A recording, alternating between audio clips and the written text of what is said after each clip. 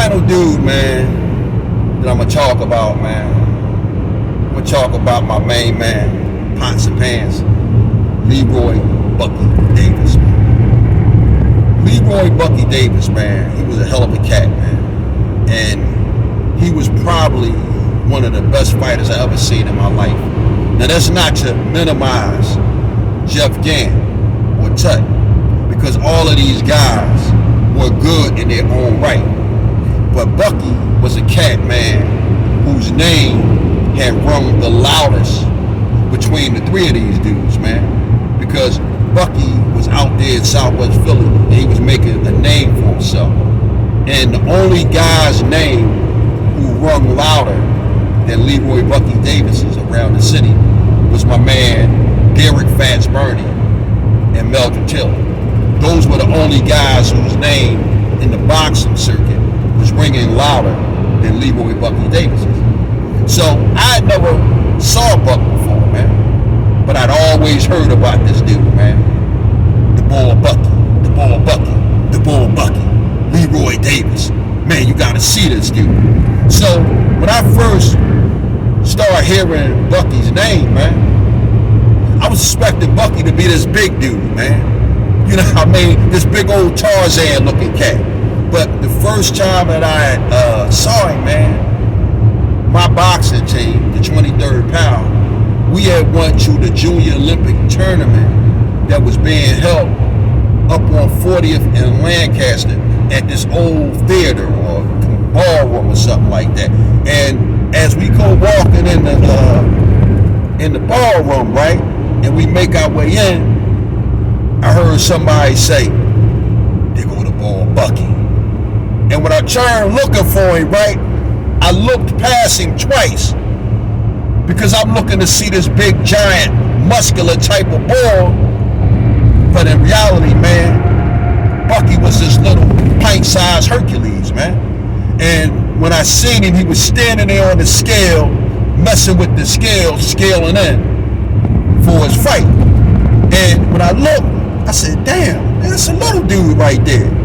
And Buck had those deep set eyes, man, that looked like he had two black eyes, man. And I'm looking at him, right, and he playing with the jaw, and he got this little smug look on his face, right? And I'm like, damn, so that's the boy Bucky, huh? So, man, that night, man, Buck got in the ring. Buck got up in that joint, man. He had some boy up in there, right? The only way I could describe Bucky in his fight with that bull is like that little cloud or tornado that you see on the cartoons when you see somebody getting beat up, man. That's the only way I can describe it, man.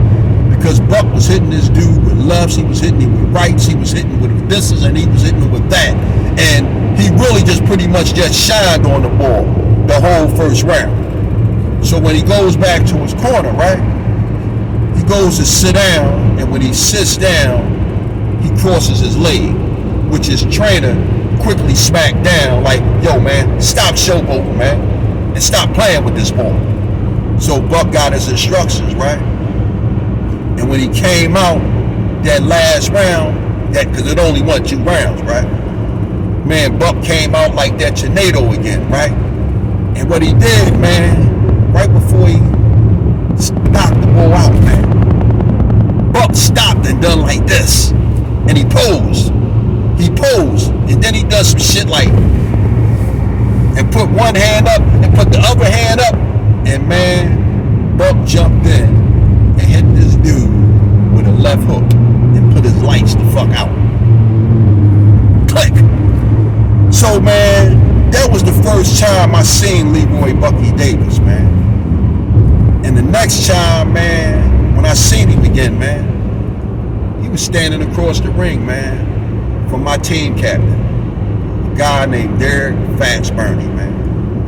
And Fats was probably one of the baddest dudes in the city, man. 3 times national champion, man. Won a bunch of Golden Gloves championships and a whole bunch of other stuff, man. Fats was a bad boy, man.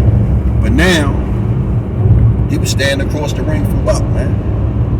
And in that first round, man, when Fats and Buck stepped to each other, man, them two dudes, man, they put on a boxing exhibition that was so tactical and clinical, man.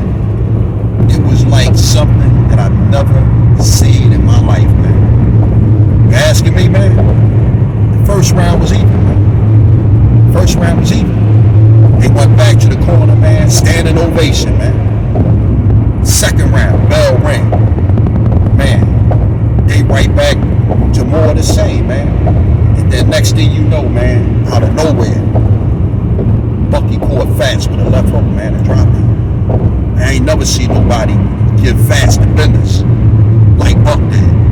But he caught Fats with a beautiful left hook and dropped him, man. We was fucked up. That was our team captain, man. But now he in there against Buck.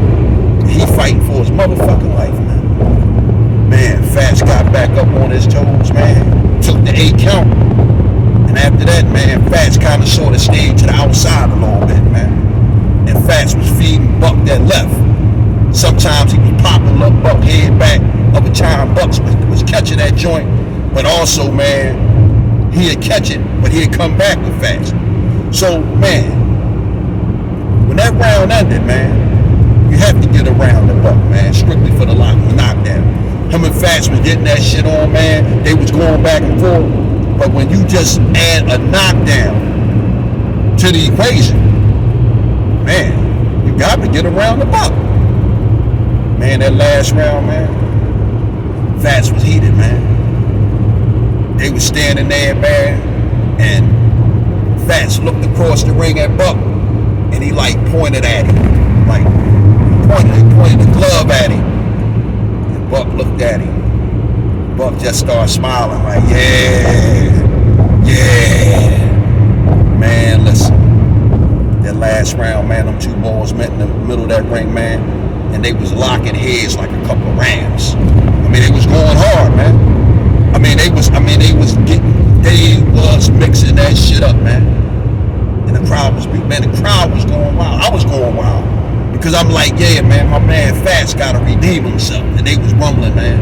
But one thing happened, man. One thing happened. And with this right here, you can decide in your mind who you think won. Let me tell you something, man. Fats slipped and he went down. And in that instant, when Fats slipped and went down, Bucky reached down, grabbed Fats by his head, and pulled him up to his feet. And when he pulled him up at his feet, Bucky reached over and wiped Fats off. And I was like, God damn. And man, they finished out that round, man. But with that said, right, you can decide for yourself who won. Because I got an immense degree of respect for both of these balls, man. But at the end of the day, man, Bucky Leroy Davis, man, he was my guy, man. I knew Buck purely and strictly from boxing, man. I'm not gonna pretend that we wouldn't go all the way back like Cadillac seats. I knew Buck, that was my guy. We had love for each other, man. I like hanging around him. I like talking to him, man. Because Buck, he was like, man, the embodiment of a guy with a Napoleonic complex.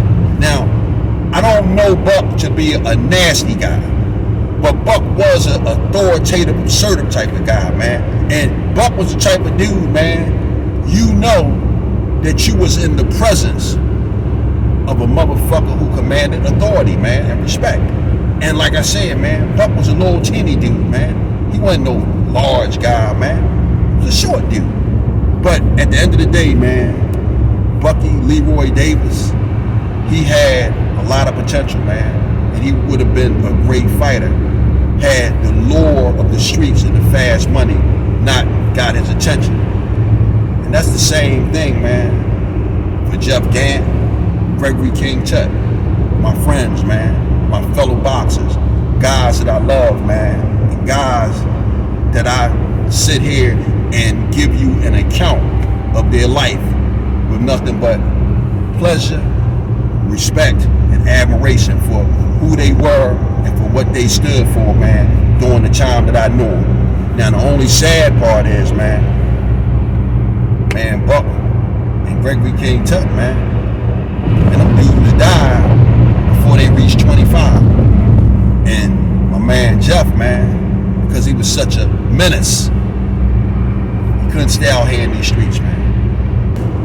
So, man, I hope y'all enjoyed this, man. My main man, Philly Trenches, and Fly Guy, Ronnie Two Guns, man. These boys got me telling some war stories, man. That'll probably be the last war story you'll get out of me, man, because I didn't hang around them guys, man. You know, I knew them, I was out there, I seen them, but to be honest with you, man, I stayed the hell away from them. And the only reason why I can sit here and talk about Jeff, Tut, and Leroy Bucky Davis, man, hey, man, I boxed with them dudes, man. So with that said, man, damn.